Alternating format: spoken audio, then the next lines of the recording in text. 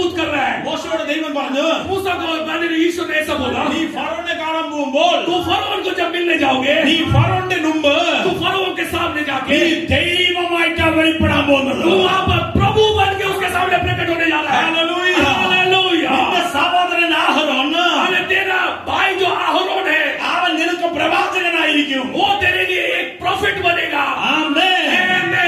അവൻ അവിടെ സംസാരിക്കും, ओ हालेलुया, वो वहां पर बात करेगा, നീ അവിടെ അടയാളം അത്ഭുതം കാണിക്കണം. तू वहां पर चिन्ह और अद्भुत करो।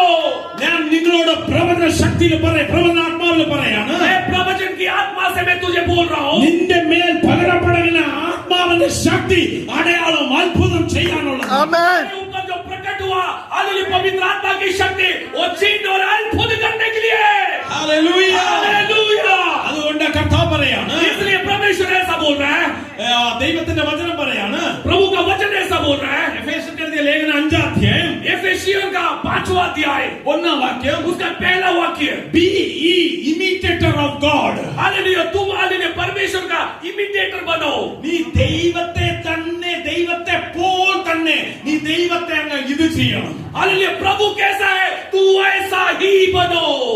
ഹല്ലേലൂയ. हालेलुया। ഞാൻ ചില കാര്യത്തിൽ എഗെയിൻസ്റ്റ് ആണ് ചിലരോട്. हालेलुया मैं बहुत कुछ चीज में दूसरे लोगों से एक